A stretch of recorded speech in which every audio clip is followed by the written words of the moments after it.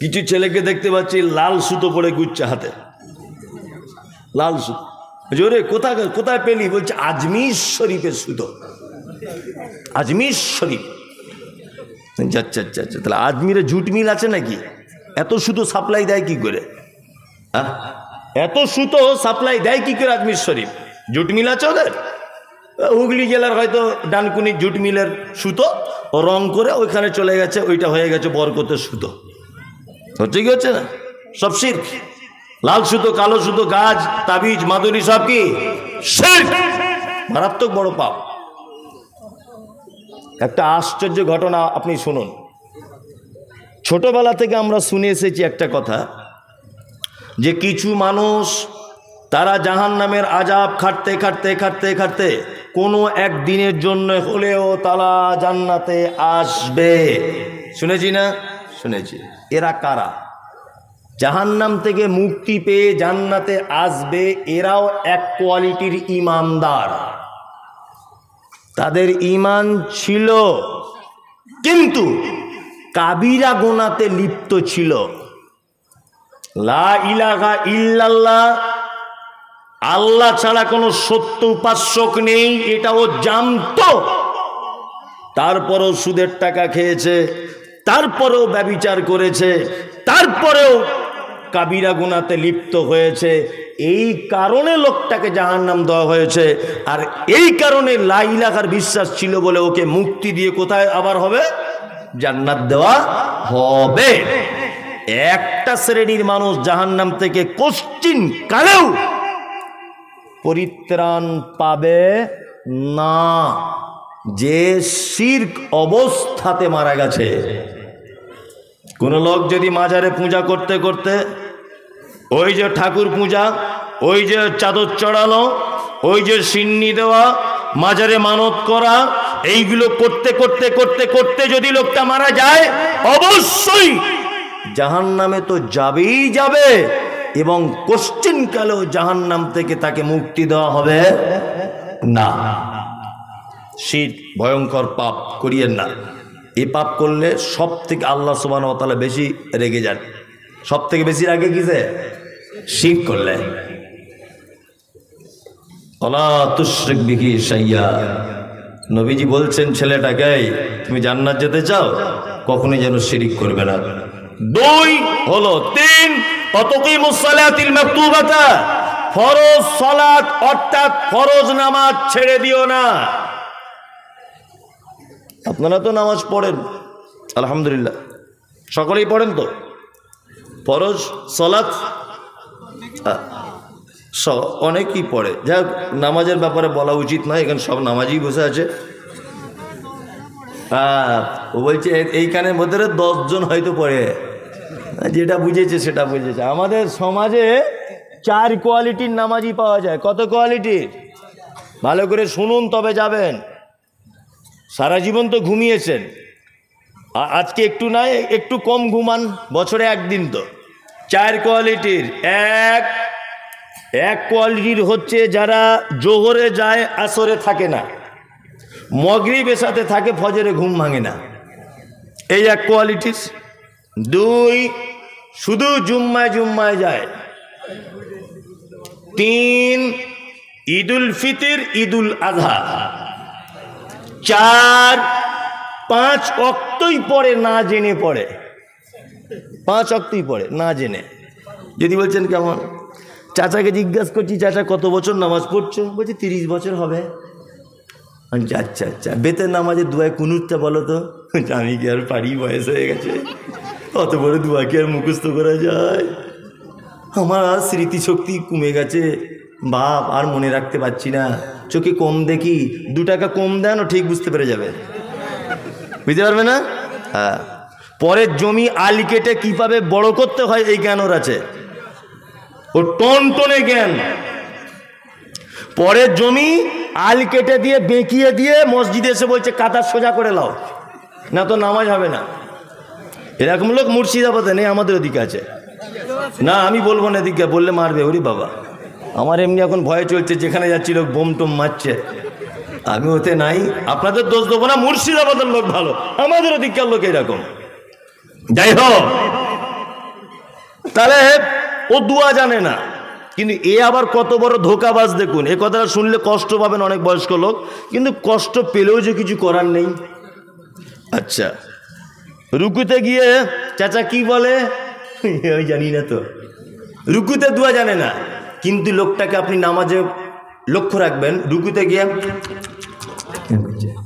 তাহলে ও বলে কি জানে না, তা ও যখন জানি না বলে কি, বেতের নামাজে দেখবেন ঠোঁট লেড়েই যাচ্ছে। আচ্ছা, ও যে দুয়া জানে না বলে কি, তার মানে ও পৃথিবীর মানুষকে ধোকা দিয়ে ওর স্বাদ মেটেনি, মসজিদে আল্লাহকে পর্যন্ত ধোকা দেয়। ঠিক বলছি না ভুল বলছি? এরকম নামাজি আছে।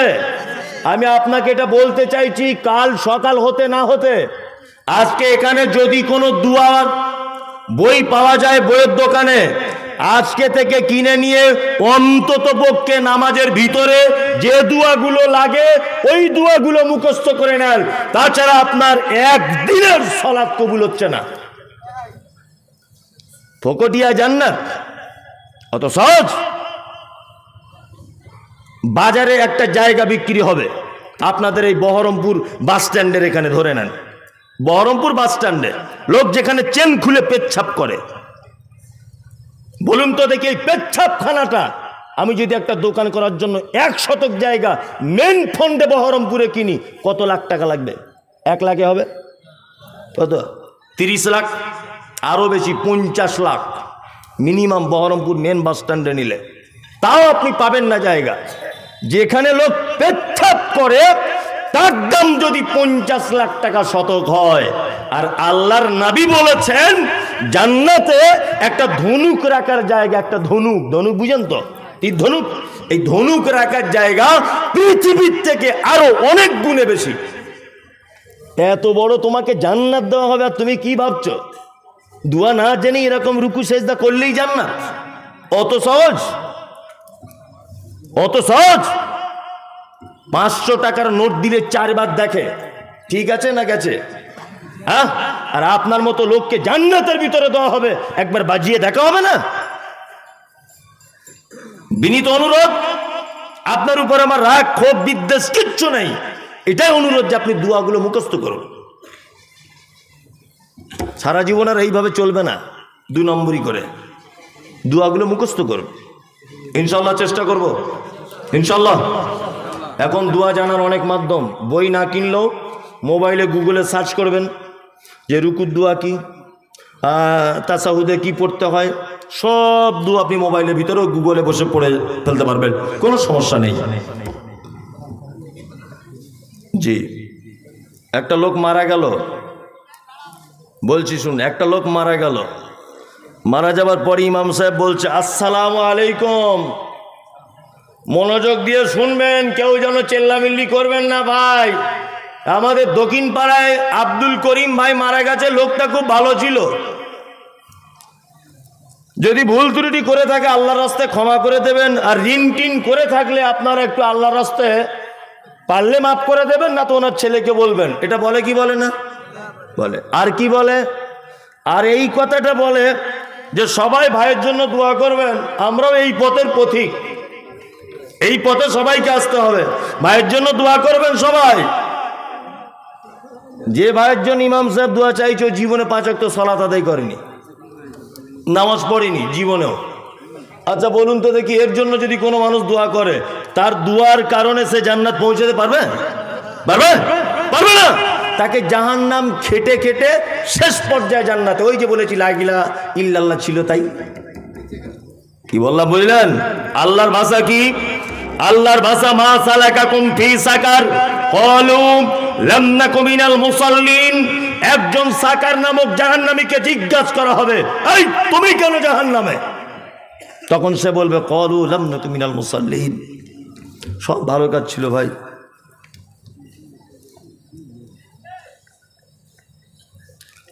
কি হলো ভাই, কি হলো? তখন ওই জাহান্নামী বলবে ক্বালু লাম নাকু মিনাল মুসাল্লিন, ভাই সব ভালো কাজ ছিল, শুধু নামাজটা পড়িনি, এই কারণে আমার থাকার জায়গা জাহান্নাম। কি বললাম বুঝলেন?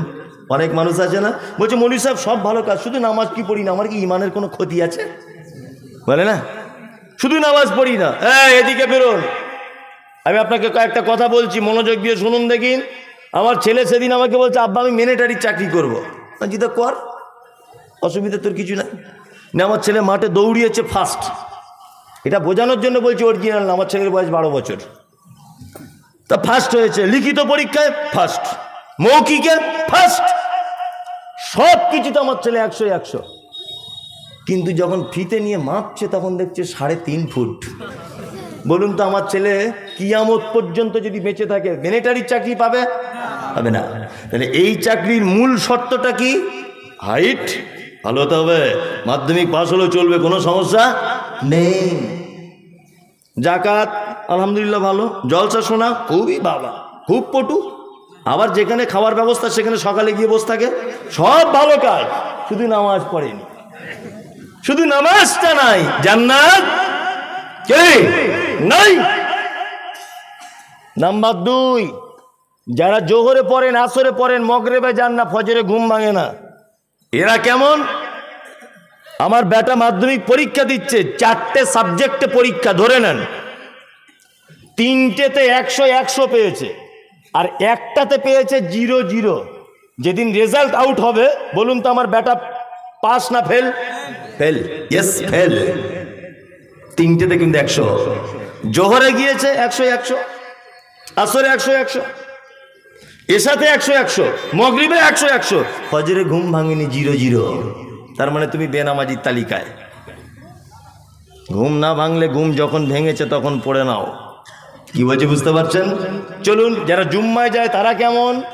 আল্লাহ তাআলা বলছেন ফাওয়াইলুল লিল মুসাল্লিন, দুর্ভোগ, ওয়াইল নামক জাহান্নাম ওই মুসাল্লিদের জন্য, আল্লাযীনা হুম আন সালাতিহিম সাহুন, যারা সলাত আদায় করে অস্বস্তি সহকারে, যারা সলাত আদায় করে এনার্জি লস সহকারে, যারা সলাত আদায় করে কি করে?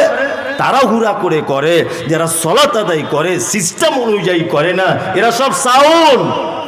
2, আল্লাযীনা হুম ইউরাউন, যারা সলাত আদায় করে লোক দেখানোর জন্যে, এদের থাকার জায়গা অয়েল অয়েল অয়েল, দুর্ভোগ। এইবার এখানে একটা কথা বলে রাখছি, জুম্মার দিনে ও যায় মানে এই কারণে যায়, কি কারণে যায়? জুম্মার দিনে যায়, বাজারে সবাই দোকানদার, সবাই দোকান বন্ধ করে নামাজ পড়তে যাচ্ছে, যদি আমি না যাই মান সম্মানের ব্যাপার। পাড়ার সব লোক নামাজ পড়তে যাচ্ছে জুম্মার দিন, আমি যদি বসে থাকি মান সম্মানের ব্যাপার। তাহলে এই লোক দেখানোর তালিকাতে এলো কি এলো না? এলো কি এলো না? এলো। তার মানে এর জন্য দুর্ভোগ, খুব বিপদ। সলাত একটা বাধ্যতামূলক ইবাদত, সলাত বাধ্যতামূলক ইবাদত। আল্লাহ তুমি আমাদেরকে ইবাদতের সঙ্গে যুক্ত থাকার তৌফিক দান করো, আমিন আমিন আমিন। আল্লাহ নবী সাল্লাল্লাহু আলাইহি ওয়াসাল্লাম তারপরে বলছেন, ছেলেটাকে তুমি জান্নাত যেতে যাও, ওতাসুমার রমাজান, রমজানের সিয়াম পালন করো 1 মাস। আর 5 নম্বরে তুমি যদি জান্নাত যেতে চাও তাহলে তুমি এক কাজ করো, মক্কা থেকে যাওয়া আসার টাকা যদি তোমার কাছে থাকে তুমি একবার হজ করে নাও, তুমি জান্নাত চলে যাবে, তুমি জান্নাত চলে যাবে। একজনা একটা প্রশ্ন করেছেন, জানাজার নামাজ একদিকে সালাম ফিরে নামাজ হবে কি? সঠিক উত্তর দেবেন সভাপতি সাহেব আছেন, উনি বলবেন। যাই হোক, উনি উত্তর দিয়ে দেবেন আলহামদুলিল্লাহ। তা যে কথা আপনাকে বলছিলাম, ভালো আমল করে জান্নাত যাওয়া কি যাবে। এবার আপনাকে আর একটা কথা বলে দিচ্ছি, খুব মনোযোগ সহকারে শুনুন। কয়েকটা দুনিয়াবি ছোটখাটো ভালো কাজ বলে দিচ্ছি, আজকে থেকে আমল করবে ইনশাল্লাহ। হাত তুলুন তো, কারা কারা তুলুন। নামাজ বড্ড কঠিন ইবাদত, ওটা নাই বা পারলেন, আর কটা ছোট ছোট বলে দিই ইনশাল্লাহ। হকুল মুসলিম আলাল মুসলিম খামসুন রাদ্দুস সালাম। মুহাম্মদ সাল্লাল্লাহু আলাইহি ওয়াসাল্লাম বলছেন, এক মুসলমান আর এক মুসলমানের উপরে 5টা জিনিসের হক। আর একটা হাদিসে আছে 6টা, ভালো করে বুঝবেন। 5টারটা বলছি আপনাকে। 1, রাদ্দুস সালাম, তুমি তোমার ভাইয়ের সঙ্গে দেখা হলে বলবে আসসালামু আলাইকুম। ইনশাল্লাহ আজকে থেকে সালাম চালু করবো ইনশাল্লাহ। এটা একটা সুন্নত, আর এটা একটা ফ্রিতে নেকি। আসসালামু আলাইকুম বললে 10টা নেকি, হ্যাঁ 10টা নেকি। কিন্তু এইখানে নেকি নিতে গেলে আপনাকে 20 টাকা দিয়ে তবে 10টা নেকি নিতে হবে। তাহলে 20 টাকা দেওয়া ভালো না সালাম করা ভালো? সালাম করবেন, ফাও নেকি এগুলো। দান একটা আলাদা সাবজেক্ট, ওটা আলাদা বিষয়, কিন্তু এগুলো ফাও নাকি। চলুন, ওয়াইয়াদাতুল মারিজ, কোনো মানুষ অসুখে যদি পড়ে যায় দেখতে যাবেন। দেখতে গেলে নাকি কি আল্লাহ নবী সাল্লাল্লাহু আলাইহি সাল্লাম বলেছেন, কেউ যদি সন্ধ্যাবেলা কোনো অসুস্থ মানুষকে দেখতে যায়, দেখতে যাওয়ার পদ্ধতি আছে। গিয়ে মাথায় হাত দিবে, দিয়ে বলবে লা বাসা তাহুরুন ইনশাল্লাহ। বাংলায় এইভাবে বলবেন, যদি আরবিতে না পারেন, যে ভাই তুমি কোনো টেনশন করো না, আল্লাহ নিশ্চয় তোমাকে ভালো করে দেবে। এতটুকু কথা বলবেন, আল্লাহ তোমাকে ভালো করে দেবে, আল্লাহ তোমার হয়তো পরীক্ষা করছে। একটা কথা মাঝখানে বলে রাখছি, এটা জেনে রাখা ভালো হবে, যে হঠাৎ করে পাড়ায় একটা লোক 2 বছর অসুখে বিছানায় পড়ে আছে, আর কিছু লোক কি বলছে, এমনি পড়ে আছে, কম পাপ করেছে জীবনে, বলে কি বলে না, বলে একদম না, আপনি ভুল বলেছেন। শুনুন, যার পরীক্ষা যত কঠিন তার প্রাইজ তত ভালো। আল্লাহ তাআলা কোনো মুমিনের যখন কল্যাণ চান, বিভিন্ন অসুখ দিয়ে পরীক্ষা করেন। যে লোকটা 2 বছর যাবৎ বিছানায় পড়ে আছে, ও যদি শুধু একটু ধৈর্যটা যদি ধরে, যে আল্লাহ তুমি আমায় পরীক্ষা নিচ্ছ না, আমি তোমার পরীক্ষা দিতে প্রস্তুত, তাহলে দেখবেন আপনার থেকে ও কিয়ামতের মাঠে বড় জান্নাতে গিয়ে বসে আছে। যার যত দাম পরীক্ষা কঠিন, তার ফলাফল তত মিষ্টি, খুব ফলাফল মিষ্টি। হ্যাঁ হ্যাঁ, খবর দেন। পিপলখোলার মিনারুল ভাইকে আছেন, মুর্শিদ মাওলানার বাড়িতে আপনার বাড়ির মেয়ে লোক আছে, বাড়িতে যার জন্য খুব বসে আছে, অপেক্ষা করছে, একটু তাড়াতাড়ি চলে যান। যে কথা বলছিলাম, যে অসুস্থ মানুষকে দেখতে যাবেন, কেউ যদি সন্ধ্যাবেলাতে যায়, সকাল আবার আগ পর্যন্ত আসমানের ফেরেশতারা তার জন্য কল্যাণ কামনা করে, যে দেখতে গেছে, রুগীর জন্য নয়। তাহলে দেখতে যাওয়া লস না লাভ? লাভ। ইনশাল্লাহ পাড়া প্রতিবেশীকে অসুখে পড়ে গেলে দেখতে যাব ইনশাল্লাহ। ওয়াইত্তিবাউজ জানাইজ, যদি কেউ মারা যায় তুমি তার সালাত আদায় করো। আর একটা কথা মাঝখানে বলে দিচ্ছি, এই কথা কেটে দেওয়ার চেষ্টা করিয়েন না হুঁশ মোটা করে, না পড়ে কোনো কথা কাটবেন না। আমি পড়ে এসে তথ্য নিয়ে প্রমাণ নিয়ে তবে বলছি। পশ্চিম বাংলার বিখ্যাত আলেম 10 জন থাকলে তার ভিতরে একজন আব্দুল হামিদ ফায়েজি আল মাদানি, নাম শুনেছেন? শুনেছেন? পশ্চিম বাংলায় বাঙালি লেখকদের ভিতরে 1 নম্বরের লেখক, যিনি 200-র কাছাকাছি ইসলামিক বিভিন্ন বিষয়ে বই লিখেছেন, 200। তার মধ্যে একটা বইয়ের নাম হচ্ছে জানাজা দর্পণ, আমার গাড়িতে আছে, বিক্রির জন্য নয়, পড়ার জন্য রেখেছি। জানাজা দর্পণ নামক বই এখানে কোনো দোকান থেকে কিনে নেবেন। 67 নম্বর পৃষ্ঠায় উনি উল্লেখ করেছেন এই কথাটা, জানাজা কার পড়া যাবে কার পড়া যাবে না। তিনি বলেছেন, একটা মানুষ যদি বেনামাজি অবস্থায় যদি মারা যায়, তাহলে মান সম্মান পাড়া প্রতিবেশীর রক্ষার জন্য জানাজা পড়তে কেউ যেতে পারে, তবে তার জন্য যেন দোয়া না করে। কি বললাম বুঝলেন? বলছে কোনো বেনামাজি জানাজা কেউ পড়লে পড়তে পারে, তবে যেন দোয়া না করে। উনি নিজে লিখেছেন বইটায়। জি, উনি বলছেন যে তার জন্য যেন দোয়া কেউ না করে, মানে উনি নামাজের তাগিদ দিয়েছেন, এতই তাগিদ দিয়েছেন। আল্লাহু আকবার। আমি ফতোয়া দিচ্ছি না, আপনি বুঝেন না, কথা শেষ করেন না, তার আগে কেন কথা বলছেন? আমি বলতে চাইছি যে নামাজের তাগিদ দিচ্ছেন কত দেখুন। আল্লাহু আকবার। 2 নম্বর হচ্ছে এই ওয়া ইজাবাতুদ দাওয়াতে, কেউ যদি তোমাকে দাওয়াত দেয় তুমি গ্রহণ করো, তবে দাওয়াত বৈধ হতে হবে। কি হতে হবে? বৈধ হতে হবে। অতাশমিতুল আতিশ, হাঁচি হলে কি বলতে হয়? আলহামদুলিল্লাহ। ওটা যে শুনবে, ইয়ারহামুকাল্লাহ, ওটা যে শুনবে, ইয়াহদিকুমুল্লাহ ওয়া আসলিহু আলাকুম, এই 3 পর্যায়ের উত্তর আপনাকে দিতে হবে। তাহলে 5টা কথা আপনাকে বলে দিলাম, আমল করার চেষ্টা করুন। কাউকে দেখা হলে আসসালামু আলাইকুম। 2, অসুস্থ কেউ থাকলে তাকে দেখতে যাবেন। 3, বৈধ দাওয়াত দিলে কবুল করবেন। 4, জানাজার সলাত আদায় করবেন। 5, হাঁচি হলে তার উত্তরটা দেবেন। এগুলো হচ্ছে ভালো আমল, মুহাম্মদ সাল্লাল্লাহু আলাইহি ওয়াসাল্লাম বলেছেন। রাত্রি এখন 12টা বাজে। এটা আপনাদের কোনো একটা পারপাসের কালেকশন, মাদ্রাসার মসজিদের কোনো কালেকশন হচ্ছে। তা রাত্র অনেক হয়েছে, 12টা বাজে প্রায়। তা আপনাদের কাছেও আমিও শেষ বাক্যে ছোট্ট একটা আবেদন করব।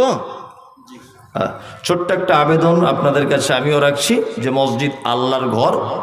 আপনাদের কাছে বিনীত অনুরোধ যে আপনারা মসজিদের জন্য কিছু সহযোগিতা করুন। হ্যাঁ,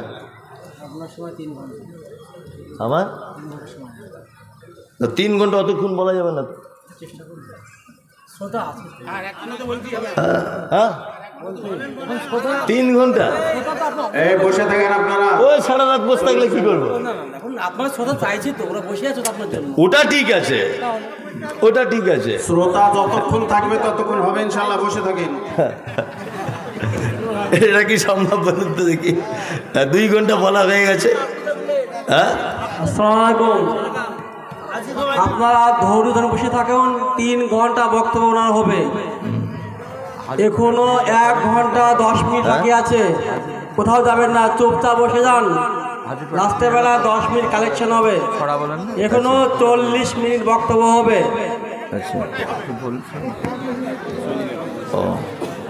আচ্ছা,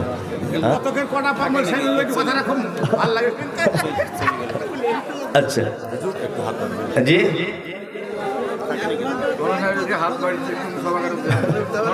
জি জি, ঠিক আছে, সমস্যা নেই। আমি আরো কিছুক্ষণ বলে দিচ্ছি, এতে আমার কোনো সমস্যা নেই। একটা একটা করে হাদিস বলি, হাদিসের বাংলা অনুবাদ করি, কোনো সমস্যা নেই। হ্যাঁ, তবে সাধারণত তো 2 ঘন্টায় বক্তব্য হয়, 12টা পর্যন্তই হয়। এখানে ব্যতিক্রম, হ্যাঁ ওটা আলাদা বিষয়। যাই হোক, তা আমি বলে দিচ্ছি আরো কিছুক্ষণ, কোনো সমস্যা নেই। যাই হোক, ভালো কাজের ব্যাপারে বলতে বলতে এতক্ষণ পর্যন্ত এলাম। তার মানে ভালো আমল করে আমাদেরকে জান্নাত যেতে হবেই। আপনাকে আরো কয়েকটা ভালো কাজ বলে দিচ্ছি। কি? আরে ভাই, আপনারা চলে যাবেন, যারা চলে যান, কোনো সমস্যা নেই। চিল্লামিল্লি করিয়েন না, যারা চলে যাবেন চলে যান। হ্যাঁ, যারা চলে যাবেন চলে যান, অসুবিধা নেই। আর যারা বসবেন বসে থাকুন, কোনো সমস্যা নেই। যে কথা বলছিলাম সেটা হচ্ছে এই যে আল্লাহর নবী সাল্লাল্লাহু আলাইহি ওয়াসাল্লাম এবং আল্লাহ সুবহানাহু ওয়া তাআলা একটা মুমিনের ভালো কাজের মাধ্যমে জান্নাত যাওয়ার কথা বলেছেন। এই ব্যাপারে আলোচনা হচ্ছিল। চলুন পবিত্র আল কোরআনের অনুবাদ করা যাক। কারণ আল্লাহ তাআলা বলেছেন, নাহানু নাকুসসু আলাইকা হাসানাল কসাস বিমা আওহাইনা ইলাইকা হাযাল কোরআন। পৃথিবীতে কোরআনের থেকে ভালো কোনো কথা আর হতে পারে না, কোনো কথা হতে পারে না। আল্লাহ তাআলা বলছেন, আরাইতাল্লাযী ইউকাযযিবু বিদ্দীন। নবী, আপনি কি তাকে দেখেছেন? কারা? যারা কিয়ামতের দিবসকে অস্বীকার করে। কারা তারা? আল্লাহ তাআলা বলছেন, ফাযালিকাল্লাযী ইয়াদউল ইয়াতীম। যারা এতিমের সঙ্গে অসৎ ব্যবহার করে। এর বিপরীত ভালো কাজ, আপনি সৎ ব্যবহার করবেন। এতিম কাদেরকে বলে? যার আব্বা নেই, এখনো বালেগা হয়নি ছেলে বা মেয়েটা, যৌবনে পদার্পণ করেনি, এ হচ্ছে এতিম। আল্লাহ তাআলা নবী মুহাম্মদ রাসূলুল্লাহ সাল্লাল্লাহু আলাইহি ওয়াসাল্লামকে পৃথিবীতে এতিম করেছিলেন। সেই আল্লাহ পবিত্র আল কোরআনে নবীকে বলছেন, নবী, যারা এতিমের সঙ্গে অসৎ ব্যবহার করে এরা কিয়ামতকে বিশ্বাস করে না। খুব সাবধান। একজন লোক এসে আল্লাহ নবী সাল্লাল্লাহু আলাইহি ওয়াসাল্লামকে বলছেন, আল্লাহ রাসূল, আমার অন্তরটা খুব শক্ত, খুব নরম হয় না, খুবই শক্ত অন্তর, বিশ্ব রাসূল তিনি বলছেন বাড়ি চলে যাও, বাড়ি যাও। বাড়িতে যাওয়ার পরে তোমার প্রতিবেশী কোনো বাচ্চা ছেলের মাথাতে তুমি হাত বুলিয়ে দাও। এতিম বাচ্চার মাথায় হাত বুলালে আল্লাহ তোমার অন্তরটাকে কি নরম করে দিবে। দুই, আল্লাহ সুবহানাহু ওয়া তাআলা তারপরে আবার বলছেন ওয়ালা ইয়াহুজ্জু আলা তুআমিল মিসকিন, মিসকিনদের খাদ্য দানে উৎসাহিত করো, এইটা থেকে তোমরা বিরত থেকো না। মিসকিন কাদেরকে বলে, ফকির কাদেরকে বলে, ব্যাপারটা জানতে হবে। এক, ফকির হচ্ছে ওই লোকটা, ওই লোক যার কিছু সম্পদ আছে তারপরেও সে অপরের মুখাপেক্ষী হয়ে পড়ে কোনো একটা টাইম, এ হচ্ছে ফকির। আমি মমতাজুল ইসলাম, আমি একজন রিক্সা চালক, বাৎসরিক আমার ইনকাম 30,000 বা খরচাপাতি বাদ দিয়ে আমার 20,000 টাকা জমে। হঠাৎ করে ডাক্তারবাবু বলছেন আমার ছেলের হার্টের অপারেশন হবে, 2 লাখ টাকা খরচা, আমার জমি জায়গা কিছু নেই, আমি যদি রিক্সা চালক 20,000 টাকা টোটাল আমার পুঁজি। আচ্ছা বলুন তো দেখি, আমি 3 লাখ টাকা বা 2 লাখ টাকার অপারেশনের টাকা জোগাড় করতে সক্ষম না অক্ষম? অক্ষম। আমি হলাম ফকির। যখনই অক্ষম হব তখন আপনাদের দরজায় এসে হাত পাতবো, মসজিদে এসে হাত পাতবো। আমি হলাম অক্ষম। ফকির সেই যার কিছু আছে তারপরেও তার মন ভরে না, এ হচ্ছে কি ফকির, অপরের কাছে চাইতে হয়। মিসকিন যার কিচ্ছু নেই, মিসকিন। আমাদের নবী মুহাম্মদ সাল্লাল্লাহু আলাইহি ওয়াসাল্লাম পৃথিবী থেকে যেদিন চলে গিয়েছেন সেই দিনটার নাম কি? সেই দিনটার নাম কি? সোমবার। কিবার? সোমবার।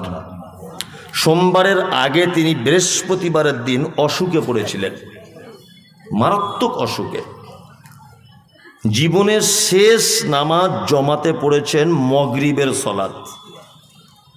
প্রথম 2 রেকাতে কিরাত করেছিলেন সূরা মুরসালাত, সূরা মুরসালাত। শেষ আয়াত যেটা তেলাওয়াত করেছিলেন তার শব্দগুলি এই ফাবিআইয়ি হাদিসিম বা'দাহু ইউমিনুন। আল্লাহ বলছেন এরপরেও কি তোমরা অন্য কোনো কিতাবের উপরে ঈমান আনবে? এরপরেও কি ঈমান আনবে অন্য কোনো কিতাবের উপরে? নবী যেন উম্মতের জন্য এই বার্তাটা দিলেন। এশার আজান হলো, হযরতে বিলাল মসজিদে নববীর ভিতরে আজান দিলেন। আজান শেষ হয়ে গেল, আল্লাহর নবী আয়েশাকে ডেকে বলছেন আয়েশা রে একটু পানির পাত্র দাও। বিশ্ব নবী ওযু করলেন, একবার ওযু করার পরে তিনি অজ্ঞান হয়ে গেলেন, আর একবার উঠে ওযু করলেন, তারপরেও তিনি অজ্ঞান হয়ে গেলেন, আর একবার ওযু করার পরে অজ্ঞান হয়ে যাবার আগে আয়েশাকে বলছেন আয়েশা তোমার আব্বাকে ইমামতি করতে বলো, আমি আর যেতে পারলাম না। আবু বকরকে বলো ইমামতি করতে, আমি আর যেতে পারছি না। হযরত আবু বকর ইমামতি করতে যাচ্ছেন বটে, কিন্তু আল্লাহ নবী সাল্লাল্লাহু আলাইহি ওয়াসাল্লাম বেঁচে আছেন তো লজ্জা করছেন, ভয় করছেন, এ কি করে হয়। হযরত আবু বকর সিদ্দিক রাদিয়াল্লাহু তাআলা আনহু তিনি সালাতের ইমামতি করলেন। আল্লাহ রাসূল বৃহস্পতিবার থেকে শুক্রবার সারাদিন মসজিদে নববীতে যেতে পারেননি অসুস্থতার কারণে। শনিবারের দিন সকালবেলা একটু সুস্থতা লাভ করলেন, করার পরে 2 জন সাহাবীর কাঁধে ভর দিয়ে আল্লাহ নবী সাল্লাল্লাহু আলাইহি ওয়াসাল্লাম মসজিদে নববীতে ঢুকলেন। হযরত আবু বকর তখন জোহরের সালাতের ইমামতি করছিলেন। জোহরের হযরত আবু বকর বুঝতে পারলেন যে আল্লাহর নবী এবার মসজিদের ভিতরে ঢুকছেন, আমার মনে হয় বিয়াদবি হয়ে যাবে। পিছনে হটে আসার চেষ্টা করলেন, কিন্তু আল্লাহ রাসূল ইশারা করে বললেন আবু বকর ওইখানেই দাঁড়াও, ওইখানেই দাঁড়াও। হযরত আবু বকর দাঁড়িয়ে আছেন, আল্লাহ রাসূলকে নিয়ে আবু বকরের বাম দিকে বসানো হলো। আল্লাহ রাসূল হলেন এখন ইমাম, আবু বকর হয়ে গেলেন মুকাব্বির। ইমাম আল্লাহ রাসূল, মুকাব্বির কে? হযরত আবু বকর সিদ্দিক রাদিয়াল্লাহু তাআলা আনহু তিনি মুকাব্বির, নামাজ পড়ে এলেন বাড়িতে, একদম আয়েশার হুজরাতে ঢুকলেন। আয়েশার হুজরাতে ঢুকে সর্বপ্রথম আল্লাহ রাসূল আয়েশাকে ডেকে বলছেন, আয়েশা, আচ্ছা আমাদের বাড়িতে কি কোনো সম্পদ আছে, টাকা পয়সা কিছু আছে? তখন আম্মা জান আয়েশা বলছেন, 5টা থেকে 9টা সোনার দিনার আছে। আগেকার দিনে দিনার আর দিরহাম চলতো। দিনার মানে সোনার পয়সা কয়েন, দিরহাম মানে চাঁদির কয়েন। তখন আল্লাহ নবী সাল্লাল্লাহু আলাইহি ওয়াসাল্লাম আয়েশাকে একটু উচ্চ কণ্ঠে বললেন, আয়েশা, আচ্ছা তুমি এগুলো এখনো পর্যন্ত রেখে দিয়েছো কেন? দান করে দিলে না? মিসকিনদের মাঝখানে বিলিয়ে দিতে পারলে না? তখন আম্মা জান আয়েশা বলছেন, আল্লাহ রাসূল আপনি অসুখে তো, ব্যস্ততার কারণে আমি এগুলো কাউকে দিতে পারিনি। আল্লাহ রাসূল তখন বলছেন, আয়েশা শোনো, কোন নবীর পক্ষে এটা উচিত নয় যে এত নিকৃষ্ট সম্পদ সাথে নিয়ে আল্লাহর সাথে সাক্ষাৎ করবে। কোন নবীর পক্ষে এটা উচিত নয়। তার মানে মুহাম্মদ সাল্লাল্লাহু আলাইহি ওয়াসাল্লাম আয়েশাকে বলতে চাইছেন, আয়েশা তুমি যদি এই সম্পদগুলো মিসকিনদের মাঝখানে যদি বিলি বন্টন করে দিতে, তাহলে আখেরাতে অর্থাৎ আমার নিঃশ্বাস চলে যাবার পরে আল্লাহর দরবারে আমি তার বিনিময়ে পেয়ে যেতাম, কিন্তু তুমি আটকে রেখেছো। তাই তার মানে মুহাম্মদ সাল্লাল্লাহু আলাইহি ওয়াসাল্লাম বলতে চেয়েছেন যে পৃথিবীতে রেখে যাওয়া সম্পদ নিকৃষ্ট সম্পদ, খারাপ সম্পদ। তুমি মিসকিনদের মাঝখানে যদি বিলি বন্টন করে দিতে, তুমি ফকির দুস্থদের মাঝখানে যদি বিলি বন্টন করে দিতে, অবশ্যই তুমি এটা আখিরাতে পেয়ে যেতে।